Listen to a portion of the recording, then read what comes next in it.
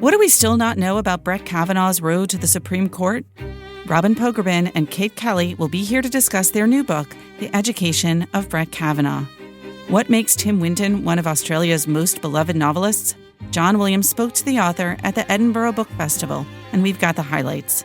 Plus, our critics will talk about the latest in literary criticism. This is the Book Review Podcast from the New York Times. I'm Pamela Paul. Joining us now from Washington, my colleagues Kate Kelly and Robin Pogrebin to talk about their new book, The Education of Brett Kavanaugh, an investigation. Robin, Kate, thanks so much for being here. Thanks for having us. Thank you. So this book has made lots of news this week, a lot of controversy.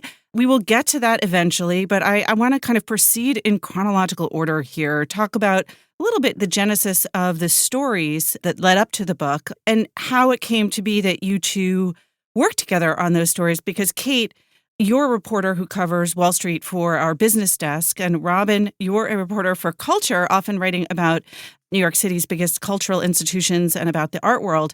How did you get together and start reporting on Brett Kavanaugh? Kate and I were both pulled into this coverage because of our personal connections to this story. I was in Brett Kavanaugh's class at Yale. We were both class of 1987. I actually lived a few doors down from him freshman year in the same dorm. We were not friends by any means, but I certainly knew him to say hello. My college roommates were varsity athletes, and that was the world that Brett kind of circulated in. And so there was some overlap there. I had the yearbook, which was helpful in our coverage, and I also had access to alumni, which was helpful. And, you know, when this whole confirmation process sort of flew by and ended somewhat abruptly, I think a lot of us felt unsettled, as well as the country, unfinished, and unsatisfied, frankly. And so we felt like there was kind of just more to investigate and explore in terms of who Brett Kavanaugh was, his personal and professional development, as well as this confirmation process and kind of what might have gone wrong or right along the way. Kate, what was your personal connection to Brett Kavanaugh? So, as you mentioned, I work on the business desk as a Wall Street reporter, so this is somewhat far afield from my usual beat. But I grew up in Washington and attended an all-girls school called National Cathedral School that is in the sort of independent school network that encompasses Kavanaugh's alma mater, which is called Georgetown Prep. So I felt a sense of familiarity with the types of social situations that were described during the coverage of Kavanaugh's confirmation process last fall, the sort of alcohol-soaked parties, the unchaperoned houses where kids got together, interactions between the boys and the girls at these single-sex schools. I'll make the caveat that Kavanaugh graduated 10 years before I did, so things were a little bit different in the late 70s and 1980s, as I learned in reporting this book. But it was a familiar topography to me, and I knew some people who had known him and started getting some incoming tips about things to look into. And that resulted, at least initially, in the story that the Times wrote about the Renata yearbook shaming.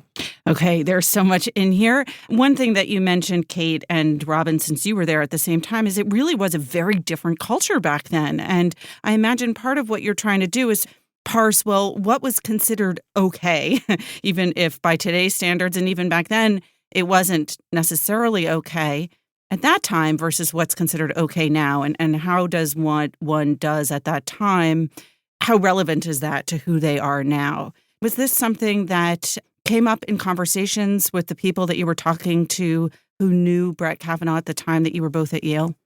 You can look at this and say, you know, this kind of youthful behavior and excessive drinking and partying is sort of a timeless issue. It persists to this day. It wasn't necessarily unusual. The reason, obviously, it became germane is because Christine Blasey Ford's allegations date back to that period, so it was important to look at the context in which it happened. And frankly, we were trying to understand how this behavior might have occurred with Brett Kavanaugh, if indeed these allegations were true. And what we found was that there was this kind of culture of casual misogyny. Not necessarily that that's endemic to an all-boys school, but Brett did go to one, just as Kavanaugh went to an all-boys school in Washington. I think there is some sense culturally that as a result, sometimes women are not considered peers. People are not necessarily knowing how to deal with women on a friendship equal basis. There was somewhat of a kind of disparaging language around women.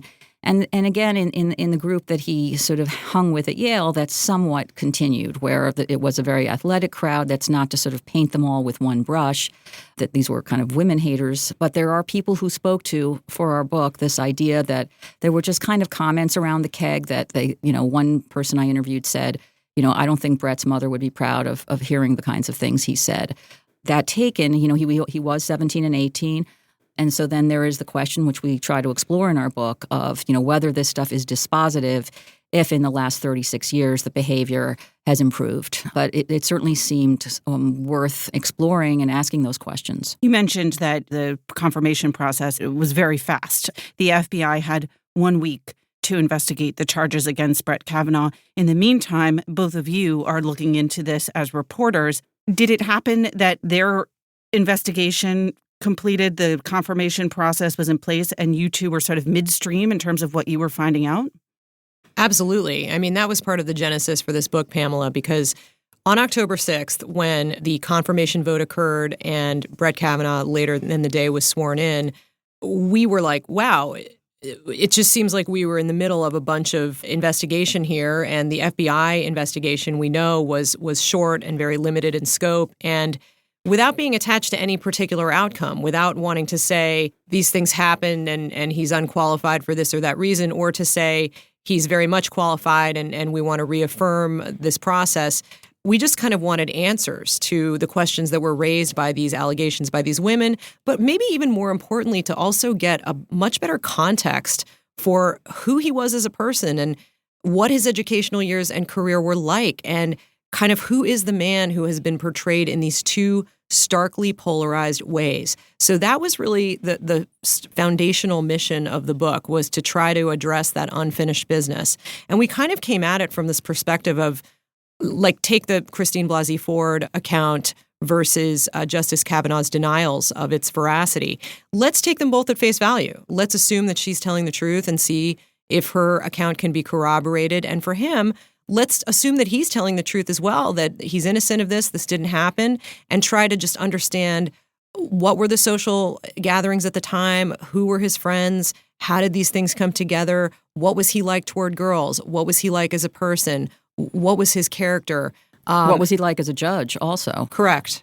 Looking at his opinions from his 12 years on the D.C. Circuit Court, talking to lawyers that he had collaborated with, young people he had met at the Federalist Society gatherings, former clerks who would attest to his qualities of mentorship, the work that he did on the Starr Report, the work that he did for Judge Alex Kaczynski, which later became controversial only because Judge Kaczynski himself faced allegations of sexually themed misconduct. So there was so much to unpack that couldn't possibly have been done fairly and thoroughly in the sort of 1 week of the FBI inquiry, or even the roughly 3 weeks from when the Christine Blasey Ford story first landed in the Washington Post to when the confirmation vote occurred. There were so many scores of questions that were generated by that September 16th story that could only barely be answered, and not to anyone's satisfaction, not to the satisfaction of Justice Kavanaugh and his supporters, nor the people who believed the women and thought that they were not getting a full reckoning. As well as the process, Pamela, which was, I think a lot of people just felt like this really points up sort of what our culture has come to in terms of political polarization and how you confirm a judge for the Supreme Court, and whether it's even possible to actually evaluate someone on the merits. The title of the book is The Education of Brett Kavanaugh, which implies many things, but that it's sort of a coming of age, that you're looking at how he developed over time from his youth. And I'm curious if, Kate, looking at him in high school and then Robin in college and then what came after, do you see a kind of consistency in terms of who Brett was? Did he seem like that, you could sort of see that trajectory from an early age, or is this someone who evolved and changed over time? I think all of the above. I think, well, first of all, thank you for mentioning the title. We think that it works on a couple of levels. Obviously, in a very straightforward sense, we were looking at his educational years very deeply to sort of understand his roots academically in terms of the formation of his character, his influences, people in his life who, helped influence him to become a judge, including his mother. We also think, though, the education of Brett Kavanaugh, who is an experienced Washington hand, a sort of creature of the swamp, talks a little bit to the fact that I think even for him, The process last year was shock relative to what even a political animal like he might have expected. I believe he said words to the effect last year that Ashley and I knew this process would be challenging. We had no idea it would be like this. So we really love the title because we think it works in a couple of different ways. But to answer your question, because of all this reporting and literally talking to scores of people who knew him during the high school years, scores of people who knew him during the college years, many of whom are on the record, looking at documents, yearbooks, old newspapers from the schools, all those sorts of things, we feel like we got a more balanced sense of who he was as a person. So in high school, for example, on the one hand, he was a good student. He was at or near the top of his class. He was in advanced math. He kind of, I was going to say sailed through, and that's not fair because I think he worked very hard, but he kind of did very well through the course of a rigorous academic curriculum at Georgetown Prep. He was a two-sport varsity athlete. He was captain of the basketball team, pretty popular, although a little bit shy at times. And he was sort of respectable and hardworking with many friends and teachers. However, there was another side of him that would appear from time to time. So if he was showing off for his friends, for example, on the sidelines of football practice, or he was getting together with his friends on a Monday morning outside Boland Hall, which is where a lot of the Georgetown Prep classes were back in the day. There was a lot of tough talk, sometimes misogynistic talk, recounting stories about the weekend and the alcohol-soaked get-togethers and the, scoring with girls. And from what I understand, with some of the specific accounts, it was a lot of braggadocio and maybe totally false. And then when he drank alcohol to excess, which happened on a somewhat regular basis, according to our reporting, he also became a bit of a different person. And he would say harsh or misogynistic things, and a much darker side of him came out. There was also a bullying component. Right. So there was kind of a tradition of hazing at Georgetown Prep, and, underclassmen, physically smaller boys that weren't athletes, boys that were marginalized for any particular reason, would sometimes be physically hazed, thrown into trash cans, stuffed into lockers with the door closed behind them. And our reporting suggests that while Brett Kavanaugh was not an instigator of those things, he would often stand on the sidelines and sort of laugh it off. And at Yale, I would say certainly the drinking goes all the way through. And that's kind of why, as you remember, many Yale classmates came out of the woodwork and said, wait a minute, this is not the Brett we remember, when he was testifying to being something of a choir boy during the hearings.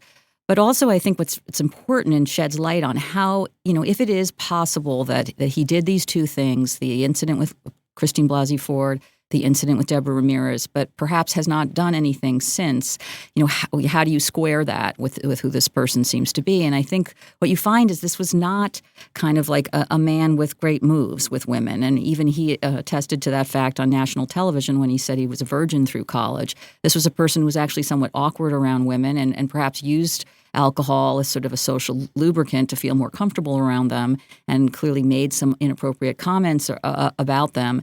And so I think there was sort of a ham-handed quality to him when he was young that is sort of relevant to all of this. One of the things you said earlier, Robin, is that people kind of went into the confirmation process with hardened assumptions about who Brett Kavanaugh and Christine Blasey Ford were, and that the positions sort of just calcified there, there didn't seem to be much shifting of opinion on who these people fundamentally were and what happened. And I'm curious if you found anything in your reporting for the book that you felt really should shift opinion on who these two people are, particularly Kavanaugh. We were all along kind of wrestling with our own impressions, as well as kind of really trying to report this out and represent other people's views in a more fulsome way. But for me, I think what I found was just even like looking at his 12 years on the Second Circuit Court, what were his decisions like? Is this a right-wing ideologue as he was portrayed to be, or is it actually someone who's kind of just more of an establishment conservative, which is kind of what we found? I mean, is he an ideologue? Because he was a member of the Federalist Society. He was extremely ambitious. Or was that more strategic, perhaps? I think what we found was that, when he was in college, for example, no one knew his political views. He was not outspoken. In fact, he seems to have kind of studiously avoided any kind of public affiliation or comment. In a way, he was like an everyman. And that's really what he is kind of throughout this book and from what we can find throughout his life, where that's why I think people were able to graft onto him sort of whatever their agenda was, because, he wasn't someone who made a strong impression. And a number of people said that to us. Someone said he was kind of white, ham on white, right? And I thought that was a good impression. He joined the Federalist Society when he was in law school, and I think he began, arguably, a lot of people said to us, he began to see that as a through line to success. And so increasingly sort of doubled down on that identity because, he wanted to be appointed to the court by a Republican president. And in order to do that, there are certain stations of the cross. One of them is an abortion decision, for example. But even that one is somewhat nuanced. So I think in a way he's going to be more of a Justice Roberts than an Alito or even a Gorsuch. And I think that was sort of certainly tempering. And also, frankly, how he sort of promoted women, that may have been strategic as well. But it had a real impact. A number of the women that we talked to and also who testified publicly really spoke to his sort of mentoring, not just hiring them as his clerks, but kind of continuing to mentor them going forward, and even hiring one woman with a toddler and saying, let's talk about how we're going to make this work, because I want to hire you, but I've never hired a woman who has a little kid, and I want to make this work for you, and I want to make it work for me. So there were some aspects of that I certainly don't feel were reflected when everybody was kind of demonizing him. Kate, was there anything that surprised you that you learned about Brett Kavanaugh or about Christine Blasey Ford along the way in your reporting? One thing that really struck me was this issue of memory. This is something that we grappled with, and it's sort of a through line for both of them. So Christine Blasey Ford had this alleged experience, left Washington. Who knows what kind of a sort of subconscious role it played in her life's trajectory. She moved to California after college and after working for 1 year in D.C. and really never came back and started a totally different life. She became a surfing enthusiast. She pursued academia. She became a psychologist doing research and teaching at Stanford and Palo Alto University, and leads a totally different life than she did growing up in Washington, and operates in totally different political circles. Yet this thing that she had never confided in anyone about continued to sort of dog her and manifest itself in painful ways as she got older. She, for example, a fear of tight spaces and wanting to have a second front door installed in her home, or a fear of flying, which she regards as attributable, at least in some part, to this experience and that fear of tight spaces. So she is someone that tried to sort of put this away and forget that it happened until that she couldn't. She very much was removed from this Washington scene that came to engulf her last year. As a person who grew up in Washington, I have some sense of the politics of the place, and not just who's a Democrat and who's a Republican, but the way in which it becomes a through line for conversations and dinner parties. And it's almost like a way of looking at the world through a certain prism. Oh, they're of this party or that party, and they're going to behave thusly, and this is what the media is going to do, and this is how this is going to play out on Capitol Hill or whatever. She had no sense of that.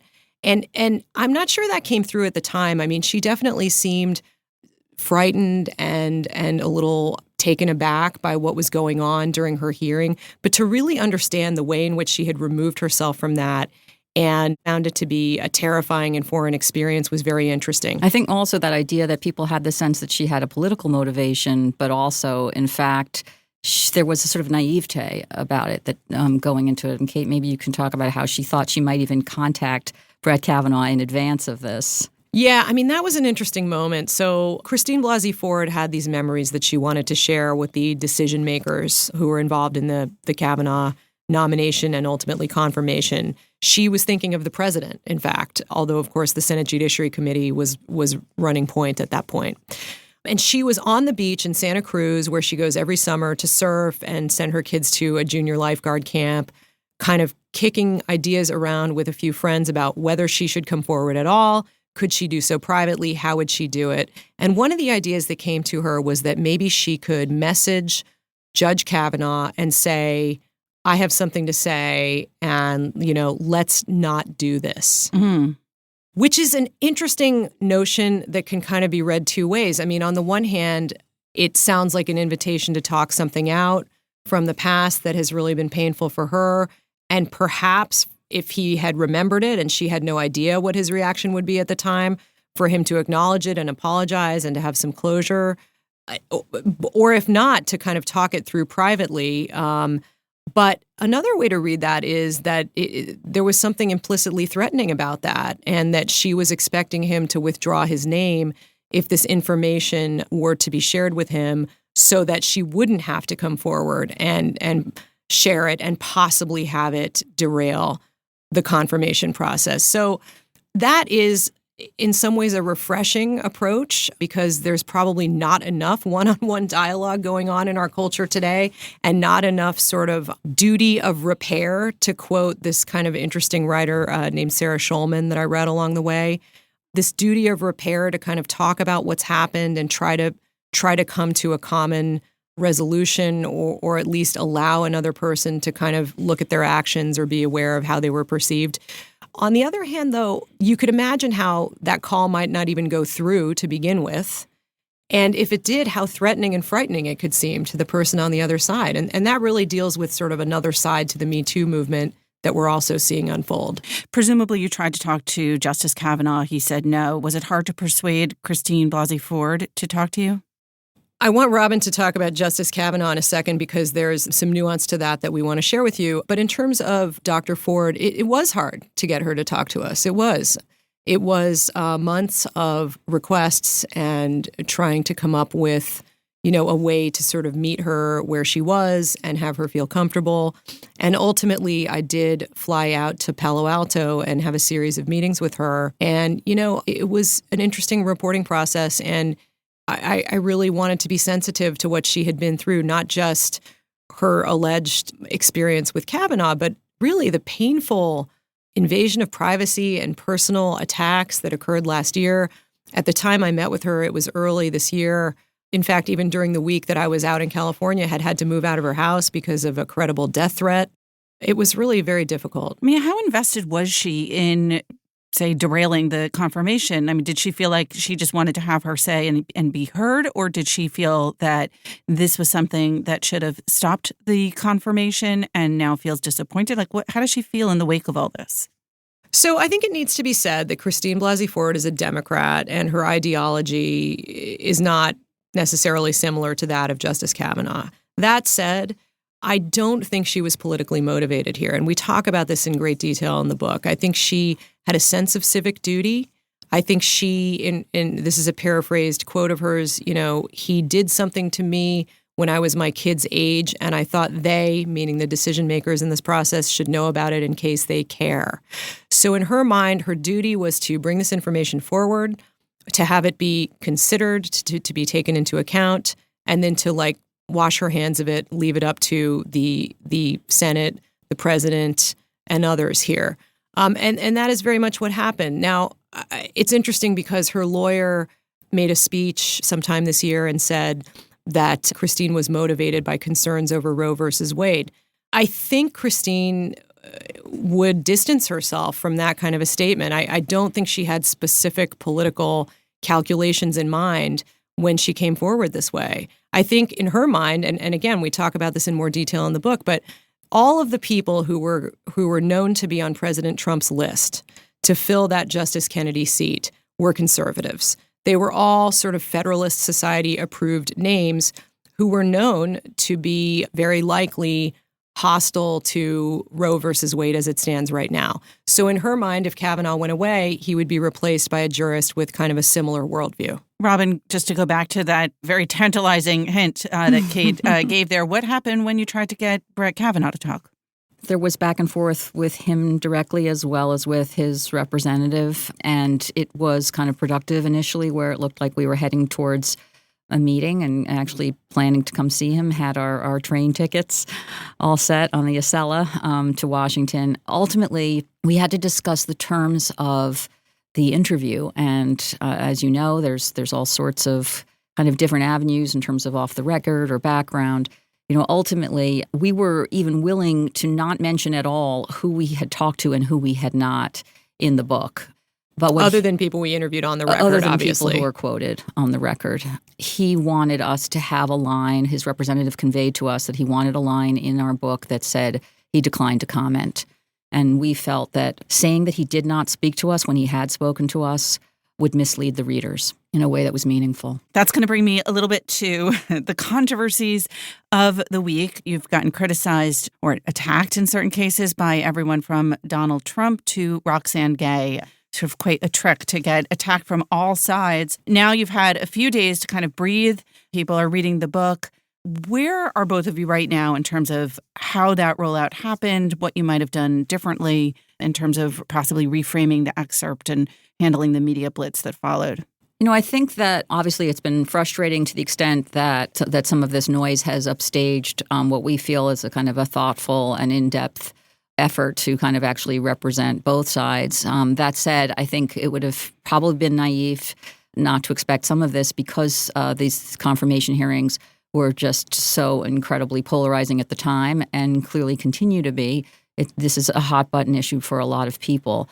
We've written a book that's almost 300 pages. We spent 10 months reporting it. People have seized on various aspects of it, including what was in the excerpt and including some bad decision-making in terms of how that kind of was presented in the paper.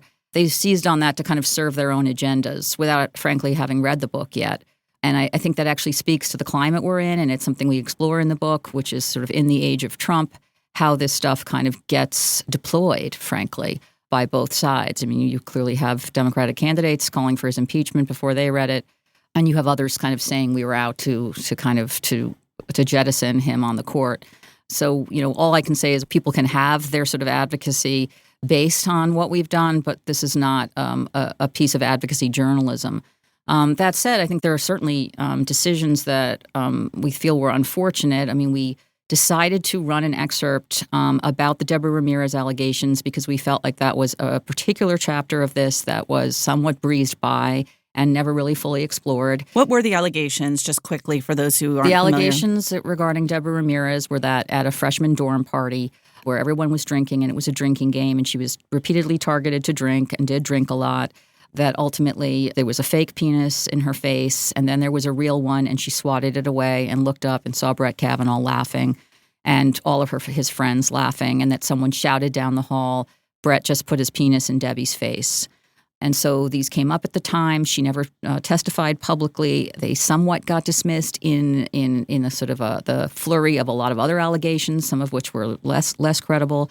So we went back at the Deborah Ramirez story. We really talked to people and found 7 who had heard about this story before he became a federal judge, which we thought was meaningful. We also found another allegation of someone named Max Steyer, who is a reputable person who runs a nonpartisan good government organization in D.C., who says he witnessed Brett Kavanaugh doing something similar at another separate drunken dorm party, and we felt that was germane because it reinforced the Ramirez allegations.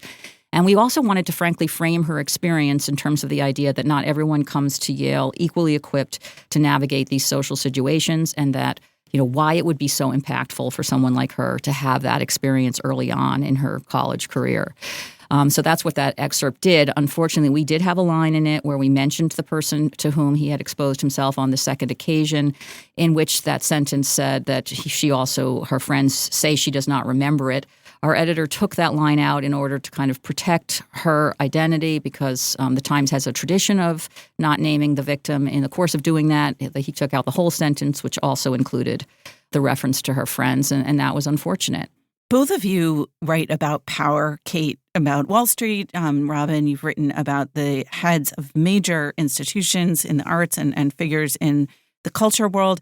This is a very different kind of power. Maybe it's at a different level. It's more overtly political power. Did that change things for you? Do you think that part of the reaction to this is because of this different kind of power? I think that's part of it, yeah, and I think that's a very good point.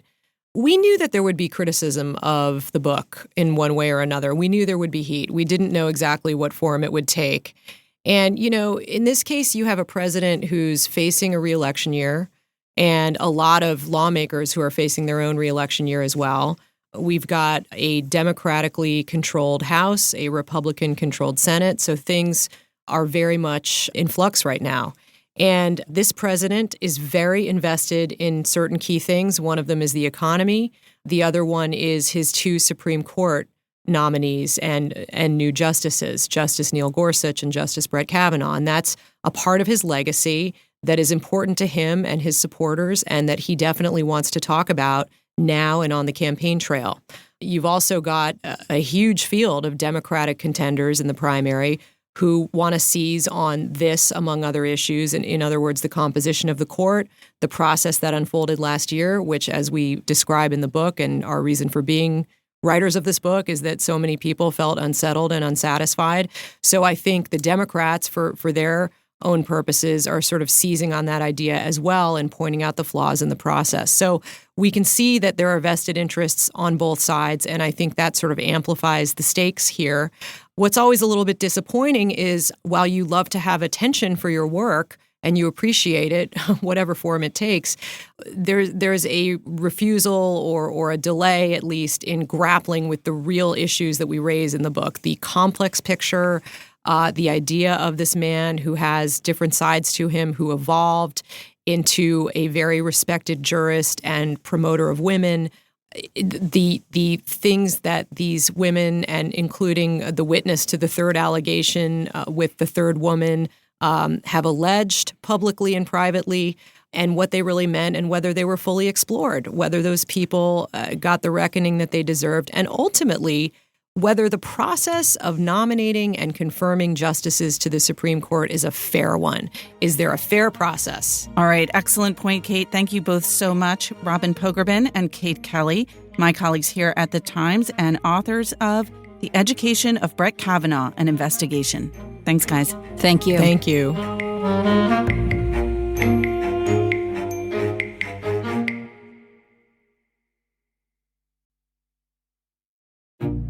So here's a request for our listeners. I get lots of feedback from you, some complaints, lots of kind words. Really appreciate it.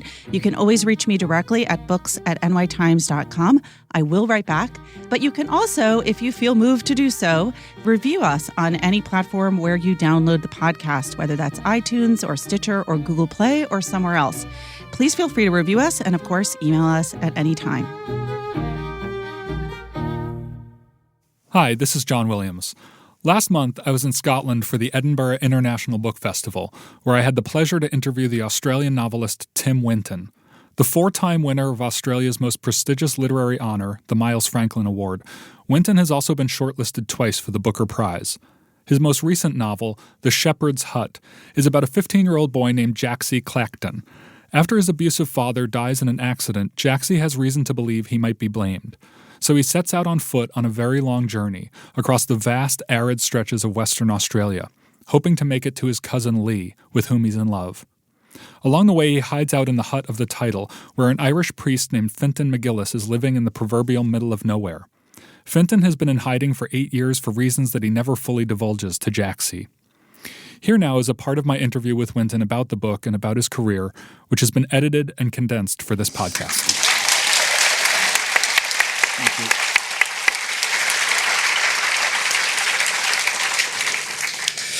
There's a character in Breath, a previous novel of yours named Looney, who is described in that book as solitary and feral. I'd say it applies just as much to Jaxie, if not more. And I'm wondering if you think of him as the most alone character you've ever written in terms of his connections to the world. I don't know if I do, but I mean, it's interesting that those two characters are they're almost the same people in a sense. You know, boys who feel unmothered, their fathers are remote, finding their way, just full of reckless vigour, I suppose.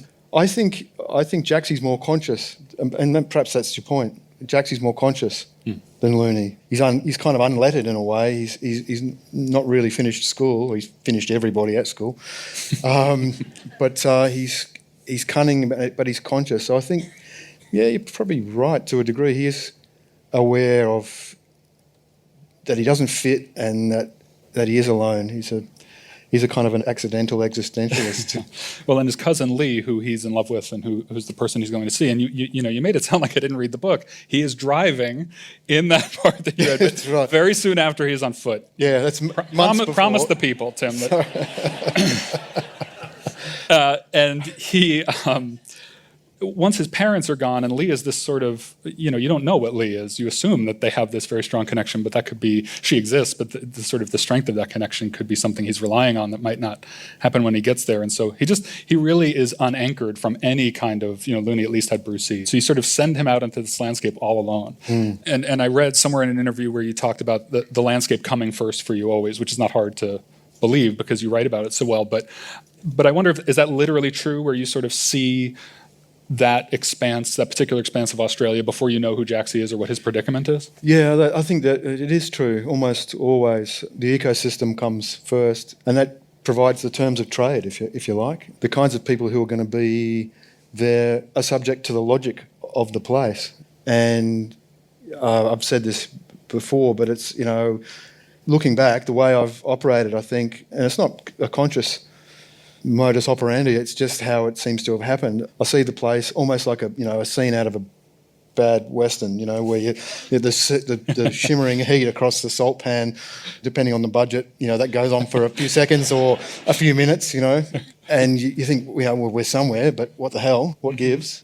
The character comes out of the place, and I find them in the place, and where they've been, where they're going is kind of really very much related to that place and those the ecology, the terms of trade. I think many people here have probably read the book or are familiar enough. This is not a spoiler. There are things we definitely won't spoil because the ending is so powerful. But when you then see Jaxie at home, his father's under the car, and he has this newfound freedom's one way to look at it, but also kind of a problem on his hands.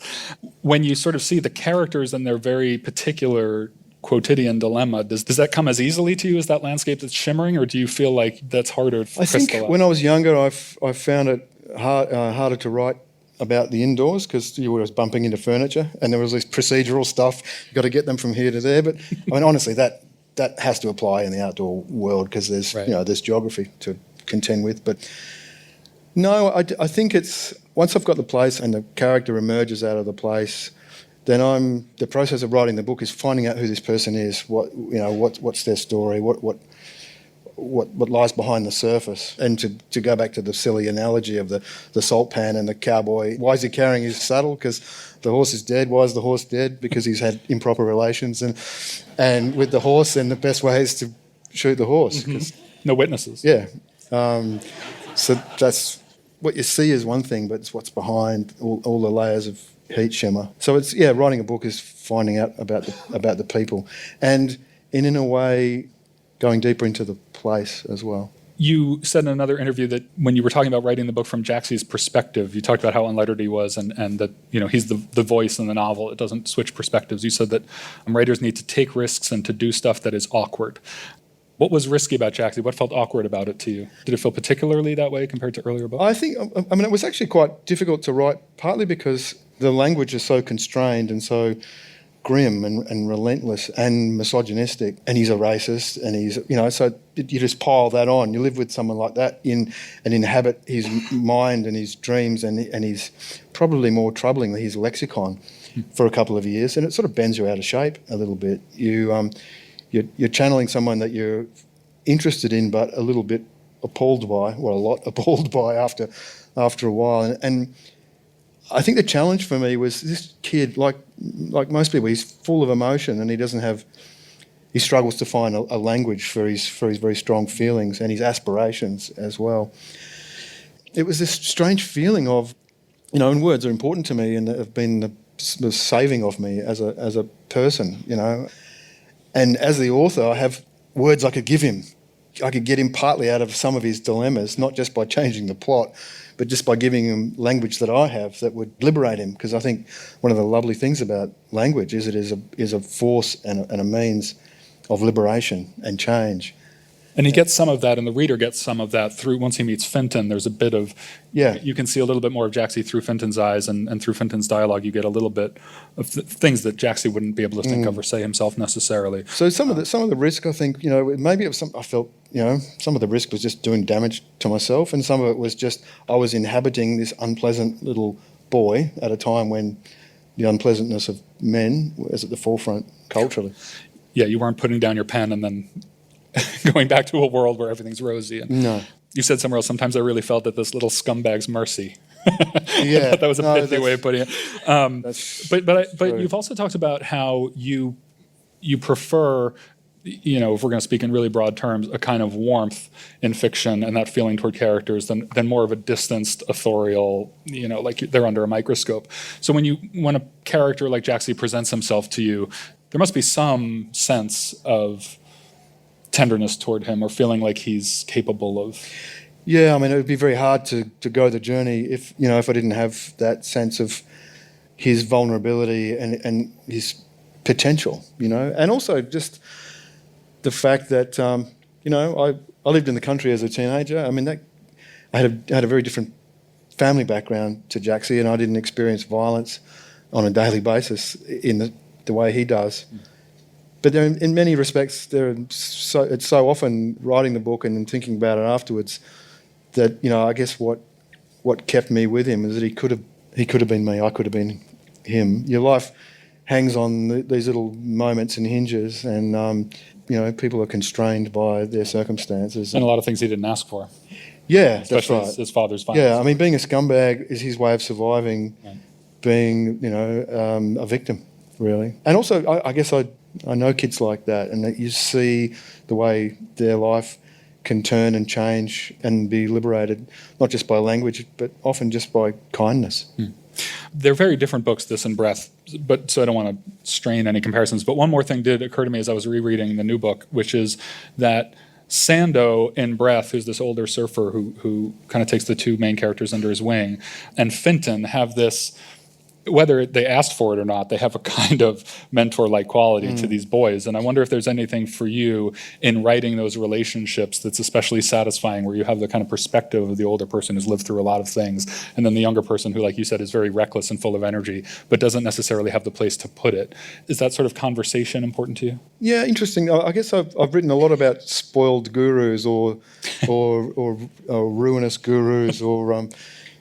But then every teacher is the teacher in their moment, and then every teacher knows that feeling of obsolescence when the student outpaces you or sees behind the curtain and sees that you're essentially faking it till you make it. Right. And every teacher just needs to stay one lesson ahead of the class. But eventually the cleverer kids catch up to you. And right. But yeah, I guess I've written about those relationships of people who are unmentored or yearning for some kind of guidance that don't get it at home. And in both cases, you're right. They have things to teach these kids, but some things not to learn. Yeah, their lives aren't exactly... Yeah, they're not paragons by any means. All hospital corners either. What about Finton's role, not in the book, but just in his life as a priest? I feel like this is maybe your most faith-interested novel, which is saying something because it's a theme in a lot of your work. But I feel like people who look for and enjoy religious imagery or subtext, there's a lot here to chew on. Was him being a priest a key part of that for you, and was that something you wanted to do in the book? I'm not sure I can even honestly answer that honestly now, because I can't tell. In the first instance, I wanted Finton to be a priest just so I had an excuse for him to have language. If you're going to go to the remote Western Australia, you've got to find an exceptional reason to give somebody language, particularly if it's a male, because there's not a lot of language available. Well, there's language and there's language, obviously. You use a lot of both. Yeah, and so both was deployed. So the idea that he was a priest meant that he had an education, and if it made him someone from a Celtic background, then language was available to that person, almost as a birthright and an assumption that it was okay to use. In fact, it was fun to use. So that there was that. But yes, in the end, once I realised that he was a priest, then there's this angry, fuming fantasist, lover at 15 walking across the arid zone to his love, whether she knows it or not, in kind of existential turmoil. And here's this person who has a background, spoiled as he is. Yeah, it's a way of having two people bump up against each other and like two dogs sniffing, but for them to press each other's buttons and ask questions that were essentially oblique, but really about the big things, even if they can't. So once I found myself in that mess, I just tried to get myself out as best I could. And also it's a really odd time to be talking about these things, with formal religion in complete disarray, truth and facts in disarray, science obviously being bested by strong feeling, shall we say. Yeah. So, what a time to go trying to write a kind of a strange religious book. Well, but they get at things, obviously, in, I think, very large philosophical ways that are, in a lot of ways, just as secular as religious, even though they're adjacent to each other. And they have one conversation back and forth between each other where they're talking about the difference between, fighting versus surrender and murder versus sacrifice. And Fenton is trying to teach him that, sometimes they look one way and they're a different way. And Jaxie's very adamant about the fact, he says that he's crazy about that. You seem like someone who searches for answers to big questions without necessarily thinking you're going to find them. And I wonder how much of that is your kind of own inner sense of those issues being played out on the page. Well, we all have that kind of searching, restless impulse, and some of it's a search for hope. And even if you're not a hopeful person, I think you realise that you have a kind of an obligation to not to manufacture hope, but to identify hope rather than to assume that it's not available, that it's not there. There's a kind of courage in that I guess as a younger man, even though I don't think I really understood Camus well when I was reading him as a student, just that the courage to go to face things down and to look for reasons not to despair, right, even if on the face of it everything looked like it was cooked. Circumstances aside, given how dire some of them are these days, do you consider yourself a hopeful person by nature? No. I'm not an optimist. In that sense, I think sometimes it's a kind of a false question that we ask ourselves, because behind the question is an assumption of emotion. Optimism as a kind of a feeling, and hope as a feeling. I see it as a discipline, as a form of discipline. If there's anyone in the world that you love, whether you're a parent or a grandparent or not, if you've got friends, if there's anything in the world that you love, hope is required, and to manufacture or to change the conditions that you're faced with so that hope's possible, so that hope's plausible. I mean, that's your responsibility. So I even if I'm not emotionally feeling hopeful or optimistic, I feel like I have to. I mean, maybe that's a religious thing, maybe it's just an existential thing. I don't actually see any difference between the two. But the discipline of hope and optimism is, I guess it's another word for courage. Well, on that word hope, while we're on it, I want to talk about the book's epigraph briefly, which is just a poem by the writer Liam Rector, which says, "Change is slow and hope is violent." It's the entire epigraph. And I often think about the slowness of change, both in the world at large and also just in our own individual lives. But what about that second part, hope is violent? What does that mean to you in terms of the novel or just in general? Again, I think when we hear the word violent, we always think of physical force. But when hope is alive, it breaks things. In order for things to get better, things need to get broken, things need to be upended, whether that's what's happening in our hearts or what's happening in our polity or what's happening in our family. In order to make things better, things need to be broken and remade. And obviously, in this instance, this story, there's lots of physical violence, but almost the most damaging thing is the hope that's in this child's heart. He doesn't want to be a thug. He doesn't want to be a brute. He doesn't want to be a person that people are afraid of. He wants peace. He keeps talking about it all. I want peace. What he puts himself through is violent because of his hope, because of his aspirations for something better. Your parents both left school early to work, and yet I also know that you felt from a very young age a strong desire to write in particular and to communicate and to express yourself. So I'm wondering about your earliest exposures to culture, to reading, what that was like, where it came from, whether your parents, despite the schooling, were... Yeah, look, my parents were both not untypical of their time in their generation and their class. I guess were thwarted, they got pulled out of school to work. And I think they just wanted for us, I have two brothers and a sister, they just wanted for us everything that they couldn't have. And this was at a time in history where you could actually work to create something better for your children, which seems to now be something we've left behind. But yeah, so books were always important. The greatest gift you could get in our family, at Christmas or a birthday, a book, The best night of the week was the night we got driven to the public library. So I guess there was that as the specialness of language, and then, my parents became fundamentalist converts, and so we grew up with the King James Bible, and also this strange kind of working class coming together, people, not just sort of working out their own salvation, but working out their own education. The similarities between being in a fundamentalist cult like what we were in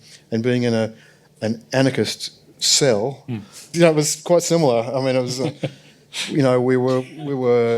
we were out for each other, we were onto each other, but we were bringing each other along. So it was it was my early exposure to socialism as well, even though everyone would have burnt a cross on my front lawn if I'd said anything like that when I was 10.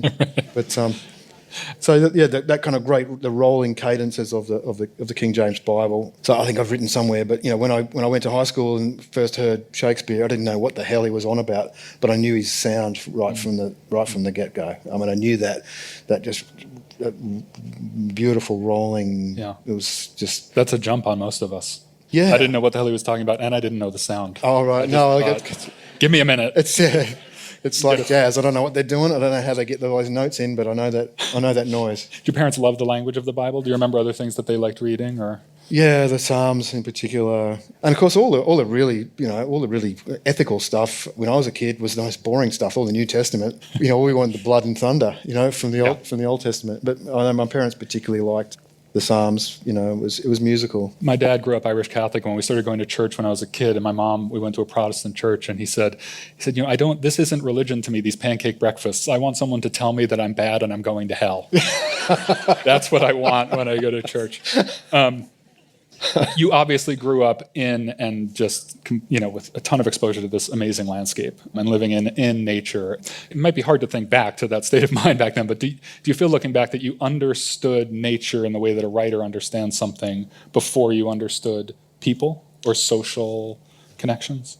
I don't mean that to make you sound feral. I mean social connections. No, I'm sure I was. Put it this way, I was very conscious being a child of having a preference for the outdoors over the indoors, because in the outdoors you had agency. Mm-hmm. And when you're a kid, you don't have that much power. Well, not in my childhood. And once you're outside, you could write the script in a way. And we only ever came home to get fed on dark anyway. Maybe. But once you're inside, you're in the world of domesticity and obligation. But of course, the more you get to know the world of the outdoors, there are obligations and domesticities and rules and patterns anyway that you're subject to. So I guess you find out all your obligations. And when I started to read the nature poets and I started to read the mystics as a 18, 19-year-old, the connection gave me a language for the strong feelings I'd had since childhood. I felt that the world was alive.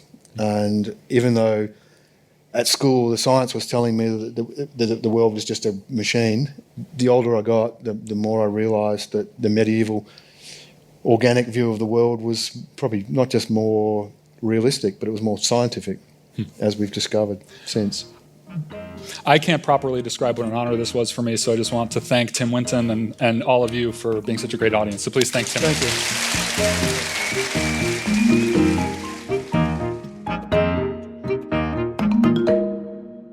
Joining us now are critics Dwight Garner, Jennifer Sly, and Parl Sagel. Hey, guys. Hey, Pamela. Hi, Pamela. So before we talk about what you guys reviewed this week, I want to ask a question, because I'm about to get on an airplane to fly to Amsterdam. On my way there, I do nothing but sleep. On the way back, I plan heavily for reading. And I'm curious, do you guys read on planes? Do you like to read when you travel? Like, how do you book pack? Whenever I'm traveling, I say this to my kids. I say, if you're traveling anywhere, even on the subway without a book, you're doing it wrong. If you're on the subway or in the car or on a train, you're in motion. Your phone should not be out. A book should be out. Like ABC, always be carrying. And I'm one of the lucky people. I can read in a car. A lot of people can't read in a car. Really? But I really can. I can read in the front seat, the back seat, even while driving. No, I cannot read while driving. I do love the scene in, what's the film with the wine country? It's Sideways. Sideways. There's this great scene in the beginning where he's doing the New York Times crossword puzzle, and it's a Saturday puzzle while he's driving. And I love that scene. But yeah, I always read when I travel. I look forward to it. It's a time just to sort of be away. And also, books you read while traveling sink in more, I think, because we're critics read all day, usually in the same place. We're at home or we're, but I remember specific books from specific plane flights. No, I love to read on a plane, but I do, as I've discussed with my fellow critics, have this odd quirk in that I really only can absorb information when I read lying down. And I On your back or your stomach? I mean, I can't not on my, I have to be kind of prone or supine. There's a difference, you know this? I've forgotten which is which, remind me. I think one of them is on your back and one of them is on your Right. stomach. So yeah, I kind of like to read in bed, preferably at night when no one's around. And like the wee hours, like those are my ideal. What, do you throw your husband and child out? I mean, if it has to be done, it will be done. But but these are my ideal reading circumstances, between 12 and 4 in the morning in bed. I had no It's the idea. best. Yeah. But wait, Pamela's right, though. We have to know more. I mean, are you sitting upright with a lot of pillows behind you? Or Sometimes, yeah. Sometimes I'm lying down. But there's something about, I don't know. Like, if I sit up, there's something very public about reading. And I think that my relationship with reading is sort of Surreptitious? secretive. Yeah, and surreptitious. And, I think it's still that feeling of, my parents might come in. I don't know what it is, but it's very much Do you have in snacks? Coffee? No coffee at 4 in the morning. I will nibble, but no, not really. It's just it's that I want to be in a nest with the book. But I can sometimes do it in public, but I always feel like there's something lewd. I don't know. My nighttime bed reading calculus has fundamentally shifted in that very, very young part of middle age that I'm entering, which has to do with, reading glasses. Yeah. Because the distance at which the book is held from your face, I don't want glasses on my face after a certain hour. I want to be able to read with nothing. So that position is very much dependent now on the distance at which I can actually see the book. So you can read without glasses? Yes, I can read without glasses because I'm nearsighted, and so nearsighted people don't actually need middle-age glasses until they're. However, if you have glasses on, then you can't read close. Right. So you don't have progressives? No, I have progressives. Okay, has and this that's changed like a your whole reading? new world. It's interesting. I mean, it's made it easier to read, essentially, just because before I used to have to take off my glasses. But what are the Salai optimum reading conditions? It's probably the opposite Yes, of yes, your absolutely. Me reading. too. In a I could hard not be more chair, hard opposite. straight back chair. Totally. In at public. at Oh a my God. desk. Oh my God, I mean, it's obscene. I like to go when the weather's good. I like to go outside. Yeah. I like to read outside. There lying is down? something, not lying down, On a bench. sitting on a bench. There is something about reading, I think, in a different environment that really. Don't you always find outside there's one ant that just really wants to get you, or That's fly, true. or It's the conversation on the next bench that just kills me. Yeah. So that's. I feel like my ideal reading conditions But are you like either. to sit up. Yeah, I like to sit up because otherwise it is true. I mean, especially I think having a kid, if I read in bed at night, which I do, but I will fall asleep. Yeah. I end up falling I asleep. will too. I always remember something Sam Tenenhouse, the former book review editor, told me. He said, he talked about going to opera or the theater, and he said, Dwight, you put me in a comfortable chair in the dark, I'm going to sleep. And, no matter what it is. And, I went to see Fahrenheit 9/11 with him. It was the premiere, and it was stuff really famous people surrounding us at the Ziegfeld, and he was out like a light within 2 seconds. That's not a quiet It was movie. No, it was like Michael Moore. Moore shouting in his face, and he was Sam just dozing. fast asleep. Arthur Schlesinger Jr. sitting right in front of him. Just, nothing mattered. Well, this is why I'm like Jen. I like to sit up when I read. I sit at a table. I often go to coffee shops, or I'll go to the library, or I'll move around. And I will also, the phone. The phone makes it really hard to read now because you're just kind of obsessed with what's going on in the world. It has to be in the other room. It has to be. Well, what I do, and if I were as strong as you, I'd put it in the other room. I tend to set it for 45 minutes, and I will not touch you it. do this. And then remember. it will bleep, and I'll go, I can check my email or whatever, or Twitter. But then I set chunks of time, which is maybe sad, but it works for me. I feel disappointed, Dwight. So I feel let you I down thought that once you got again. lost in books. And you didn't look up and nothing. He's there pining for his Waiting Twitter. for all your away. tweets. I got to check them out. All right, let's talk a little bit about the books that you all reviewed this week, Pearl. I reviewed Ben Moser's biography of Susan Sontag, Her Life and Work, and it's on many levels a really, really impressive book. He stitches together a life that really intersected with history. To make this book work, he has to provide these primers in her writing and everything that she was interested, where she went. And he knits it together into a very compelling and interesting story. She was a fascinating woman. My quibbles with the book were more about the desire to diagnose her. There's a whole lot of this, So the difficulty with Sontag was that her public pronouncements were all about treating each other ethically and how do we bear witness and the importance of empathy. And in private life, she was quite the opposite and treated people very shabbily by all accounts. So trying to sort of understand the two has been the thread running through a whole bunch of Sontag books that have come out since she died. And what Moser does is looks at, was it a consequence of growing up with an alcoholic mother? Was it that she had some kind of personality disorder that was exacerbated by speed? So he wants to sort of find a master key to explain this complication in her. My favorite story about her, and I can't remember if it was in Terry Castle's memoir or if an editor told me this, and tell me if it's in the book, was someone came up to her at a cocktail party and said, I just absolutely loved your novel, The Volcano Lover. Everybody has this story. This is a very common story. It's a story, yeah. I think okay, you tell it. Not in so somebody comes up to Sontag praising her for her, I think it's her essays, actually. Your essays have meant so much to me, your pieces on camp and against interpretation, and she would get very angry and say, but what about my novels? My novels are the thing, this was a thing for her, that she really wanted to be thought of as a great novelist and fiction writer. What's the story that you No, the story that I heard was someone came up to her, and it was the novel, it was The Volcano Lover, and said, I absolutely love The Volcano Lover. And she said, just wait until you read it the second time. Yeah, it's so much. I think that is in Terry Castle's. Yeah. So prone to very grandiose statements and behavior and sort of trying to understand this aspect of her. I was sorry to read that she wasn't kind, of course, to many people, but to Annie Leibovitz especially, I think. Very cruel to her. Yeah. And this is what Moser talks about a lot. And everybody had stories. It almost destroyed her friendships with people. People refused to go to dinner with them because she would just sit there and berate Leibovitz and just tell people she's the stupidest person you've ever met is here. Just really cruel stuff. And it was interesting when Moser is talking to everybody has these stories.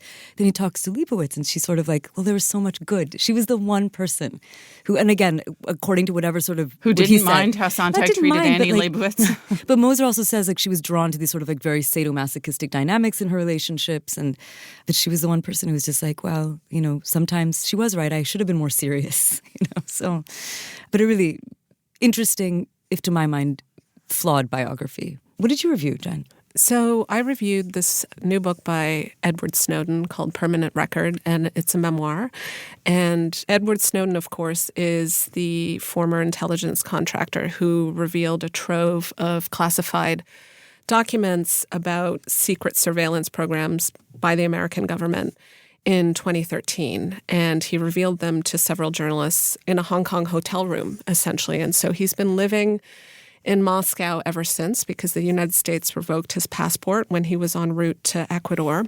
So he's come out with this memoir, which is essentially him telling the story of how he got to the point of making this decision to reveal these secrets. And so it follows him through his childhood in North Carolina, and he is the son and the descendant of several generations of people who were either in the military or worked in government. The way that he tells his story anyways is that he sees what he did, regardless of the question of whether or not it was lawful or unlawful, as the right thing to do. And I think that this book seems to be the way in which that he really wants to sort of recast his story as a question of morality rather than legality. Because on the question of legality, the government has essentially charged him with violations of the Espionage Act. I didn't know, Jen, until I read your review, which I loved, that the young novelist Joshua Cohen worked with Snowden on this. And he's a very interesting writer. He's very cerebral, very bright.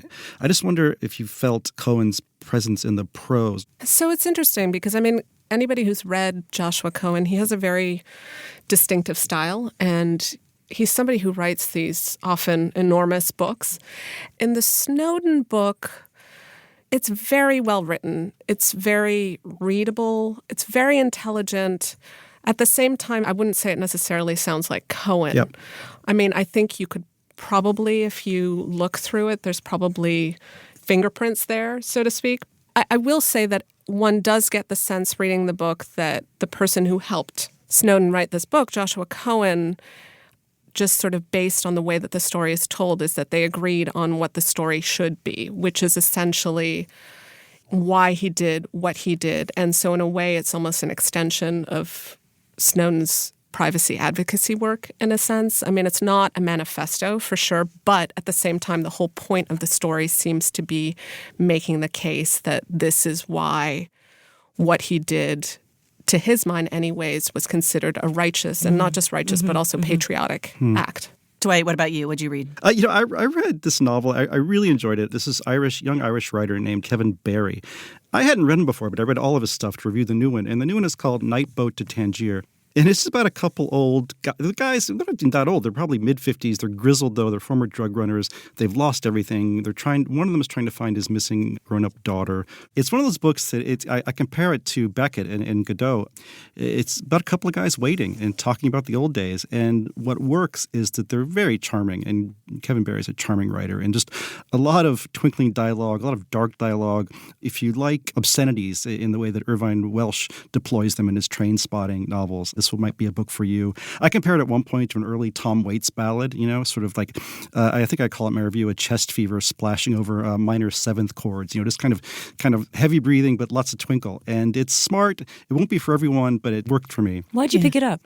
I read some people talking about Kevin Barry. And I have too, yeah. In this book also, I think one reason I picked it up was that it was longlisted for the Booker Prize. And I'm now going to read this guy. He has one of those names, Kevin Barry, that I think I thought he was somebody else. There are too many of the Kevins. It's the two first name problem. I can't keep them all. Yeah. So anyway, I had no strong sense of who he was, but I do now. He's How many books? There's also Sebastian Barry. Another Barry. And who was the historical writer, Kevin Baker? Yeah, no, they're all, it's all part of the same problem. Oh. I used to, when I was young, I had such a problem with the Barthelmys and Barth, and there's just this whole knot. But Kevin Barry, remember that name. There are a lot of fans of that book at the book review, and I have to say your review, which I enjoyed reading, but completely killed my interest in that book. Why, Pamela? You don't like grizzled old men talking about the old days? No, or just I absolutely don't. I just, we all have our aesthetics. That's where I stopped reading. All right, give it 30 years. All right. Carl, Jen, Dwight, thanks so much. Thank you. Thanks. Thank you. Remember, there's more at nytimes.com/books. And you can always write to us at books@nytimes.com. I write back, not right away, but I do. The Book Review Podcast is produced by the great Pedro Rosado from Headstepper Media, with a major assist from my colleague John Williams. Thanks for listening. For the New York Times, I'm Pamela Paul.